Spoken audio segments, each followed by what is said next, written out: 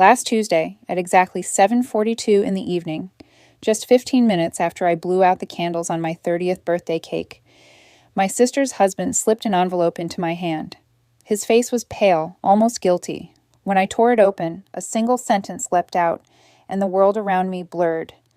"This was never meant for your eyes. Burn immediately." My hand shook so violently that the glass of wine in my other hand shattered across the hardwood floor. The smell of birthday frosting mixed with the sharp bite of spilled Merlot.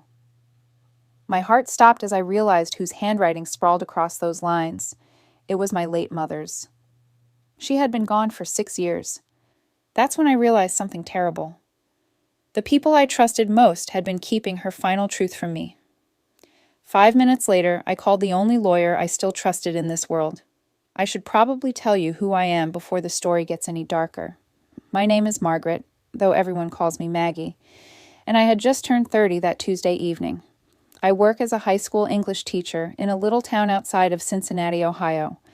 It's not glamorous, but it's honest, and for most of my life, I thought I knew the meaning of stability. My family, well, I used to say they were my greatest treasure. My mother, Grace, passed away when I was 24. She was the anchor of our household, the kind of woman who could stretch $20 into a week's worth of meals, who never missed a school play, who always smelled faintly of lavender and fabric softener. Losing her shattered me, but at least we still had each other. My father, James, and my older sister, Patricia, or Patty, as I fondly called her. Patty was the golden child, the one with the big law firm job in downtown Cincinnati. She wore tailored suits, spoke with confidence, and carried herself like she owned every courtroom she walked into. Me? I was the quiet one, the bookworm, the one students called boring until they really listened. But I didn't mind living in her shadow. I thought siblings balanced each other out. That night, surrounded by balloons and grocery store cake, I believed I was safe. I had a small apartment I was proud of, a stable paycheck, and the kind of students who left drawings on my desk. What I didn't know, what that one letter was about to tear open, was that everything I thought I still had from my mother was at risk. My home, my inheritance, even the truth about who she really was, because that envelope wasn't supposed to reach me. And little did I know, my sister had spent years making sure it stayed that way. The letter was only a page long, but every sentence cut through me like glass.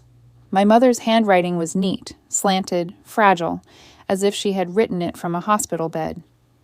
To my Maggie, if you are reading this, then it means your sister did not carry out my wish. I needed you to have the truth. The house on Glenwood Avenue, the savings account ending in 4732, they belong to you, not Patricia. She promised me she'd tell you, and she promised not to keep this from you. Please protect yourself. Trust sparingly. Love, Mom. I read it 3 times, the words smearing as my tears soaked through the paper. My mother had left those things for me, the old Glenwood Avenue house, the one with the rose bushes she planted the summer I graduated high school, and an account, money I never knew about. My stomach dropped. Why hadn't Patty told me? My hands gripped the letter so tightly the paper wrinkled. I tried to breathe, but my chest felt like a vice. I walked back into the living room, where Patty sat laughing with her husband over plates of birthday cake.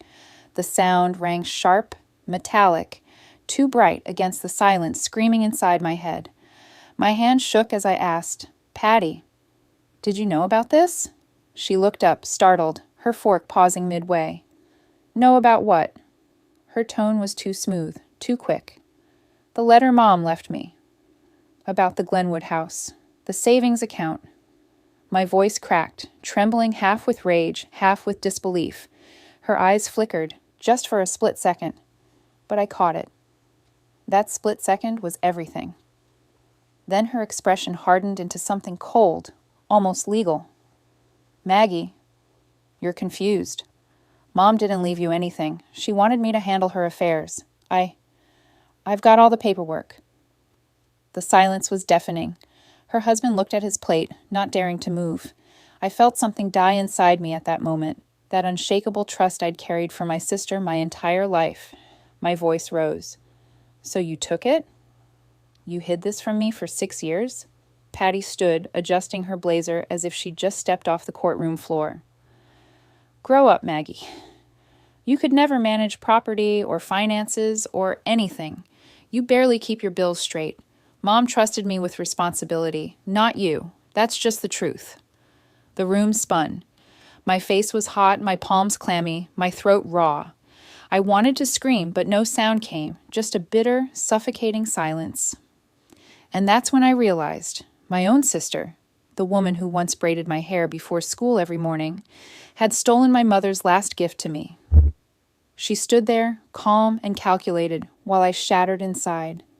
I barely slept that night. I lay awake, staring at the ceiling fan turning slowly above me, the letter clutched in my hand like it might disappear if I let go. Every time I closed my eyes, I heard Patty's voice, smooth, dismissive, dripping with superiority. "Grow up, Maggie." But the more I thought about it, the clearer it became. I had one advantage my sister never expected. I was quiet. People underestimated me. That was their first mistake. The very next morning, before the sun even rose, I dug out an old shoebox where I kept family mementos.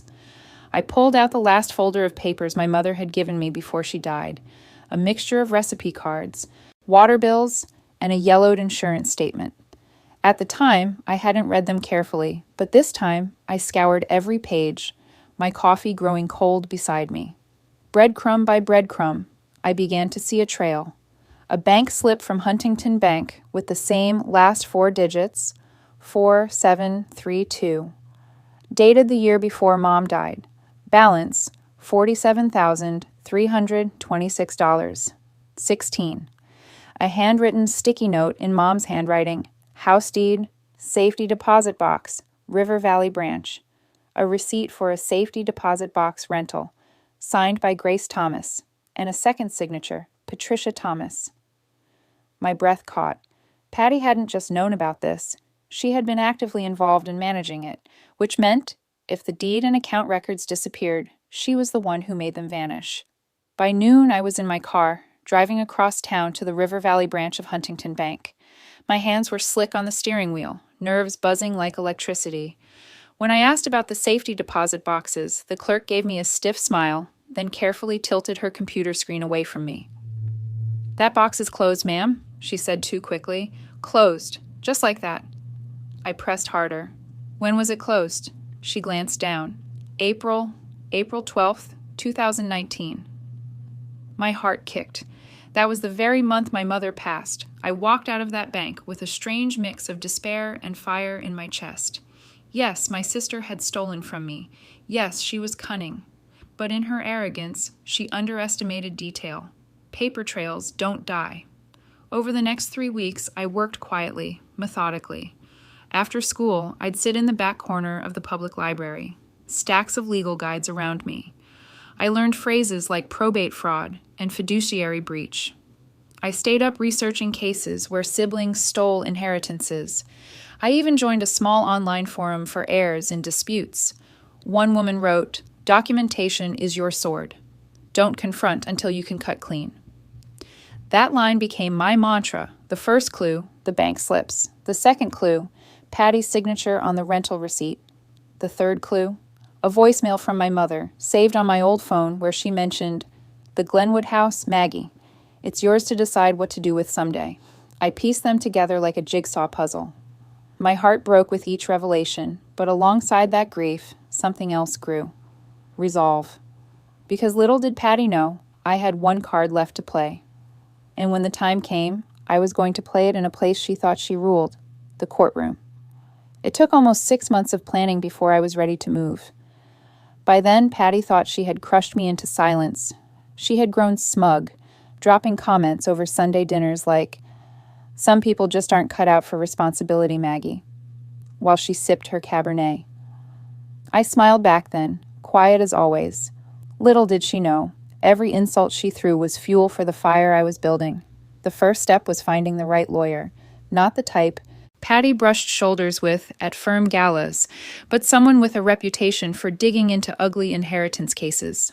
His name was Robert Keene, a no-nonsense probate attorney in his 60s.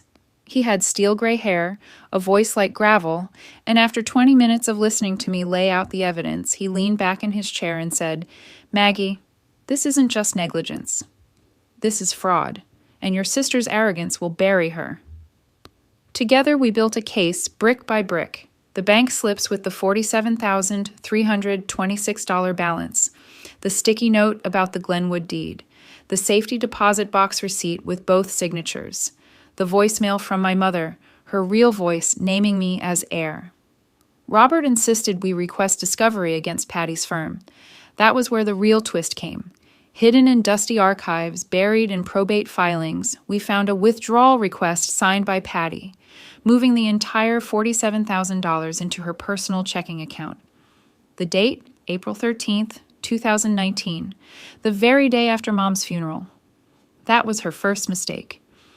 The second? She transferred the Glenwood deed into her own name 6 weeks later, using her law firm's notary as witness, a notary Robert personally knew. The silence was deafening as Robert laid those documents before opposing counsel. Patty's smirk, the one I'd seen all my life, finally cracked. The court date arrived on a humid June afternoon. I wore Mom's pearl earrings, my hands trembling as I sat just feet away from my sister. The oak-paneled courtroom smelled faintly of old paper and lemon polish. When the judge asked if I had anything further, I rose slowly, my voice steady, but laced with years of hurt. "Your Honor, my mother trusted my sister as her executor. She trusted her to honor her dying wishes. Instead, Patricia Thomas treated her death like a personal payday." Patty shifted in her seat, her jaw clenched so hard I thought her teeth might crack. Then came the twist I had been saving. Robert handed the court my mother's voicemail, authenticated, time-stamped on the week of her passing. The judge listened, the faint static filling the chamber. "The Glenwood house, Maggie. It's yours to decide what to do with someday." The courtroom went silent. Even opposing counsel flinched. Patty's eyes flashed to me with a mixture of fury and panic. For once in her life, she looked small. That was their second mistake, underestimating the quiet one. In her defense, Patty tried her usual tactics, fast-talking, twisting words, acting insulted by the accusation. But discovery doesn't lie. Paper trails don't vanish. And Mom's voice, her voice in that recording, cut through every excuse. The judge's ruling came 3 days later. The Glenwood house reverted to me as rightful heir. The $47,326 plus interest accrued to be returned in full. Patty, formally disbarred from her law practice for fiduciary breach. The irony? The news broke in the local paper's legal section, broadcast for every colleague in her precious firm to see. Public humiliation, professional ruin, and the loss of the very assets she thought she controlled. As I stood on the Glenwood porch weeks later, the smell of Mom's old rose bushes filling the air, I whispered to myself, "That was your last mistake, Patty. You forgot who Mom raised me to be." Because quiet doesn't mean weak, and underestimated doesn't mean defeated. When the judgment came down, I thought I'd feel triumphant, but in truth, what I felt first was relief. For the first time in 6 years, the knot in my chest began to loosen. The Glenwood house was mine, yes, but more importantly, my mother's last words were honored. That meant more than any dollar amount. Patty, on the other hand, had lost everything she valued most. The disbarment letter arrived at her office 2 weeks later, printed in bold across the Ohio Court of Discipline's bulletin. Her once glamorous law career, the one she lorded over me, my whole adult life, crumbled overnight. Clients jumped ship. Former colleagues whispered in hallways. Her name, once printed on shiny firm brochures, was now dragged across every legal forum as an example of greed and fraud. At family gatherings, people no longer looked at Patty with admiration. Aunts clutched their purses tighter, uncles shook their heads, and even her husband hardly met her eyes. One Sunday, when she tried to join a family dinner at our cousin's house, the room went still. She sat down anyway, but conversation didn't resume until she left. To watch her experience that silent rejection was strangely poetic. Meanwhile, I took my time restoring the Glenwood house. The roses Mom planted had grown wild, tangling against broken lattice, but one summer morning I clipped them carefully, like she once showed me. Neighbors stopped by to say how glad they were to see the Thomas home alive again. They spoke Mom's name with warmth, and for the first time in years, I didn't flinch when I heard it. The money Patty tried to hoard? I didn't spend it recklessly. I created a scholarship fund for 3 of my students each year, kids with the same hungry eyes I once had, staring at the impossible cost of opportunity. Whenever I signed an acceptance letter as the Grace Thomas Memorial Fund, my chest swelled with something I hadn't felt in a decade: peace. As for Patty, well, she moved away quietly, fading into obscurity. I heard whispers she took a clerk job in another state, far from the courtroom spotlight she once craved. Every so often, someone will mention her name, but it drifts past me like smoke. Because this story wasn't about vengeance, it was about justice. Looking back now, I don't see myself as the quiet underdog anymore. I see myself as the woman my mother raised me to be: patient, thorough, dignified. I learned that silence isn't weakness, it's strategy. And when the time comes, truth is the sharpest weapon of all. If there's one thing I'd tell anyone listening, it's this: never confuse kindness with naivety. People may think they're playing chess while they push you into the background, but the moment you play your card, the right card, they never see it coming. And standing on that Glenwood porch, the smell of roses brushing the air, I knew one thing with absolute certainty. My mother's voice had guided me from beyond, and I had finally honored her wish. Justice wasn't loud, but it was complete.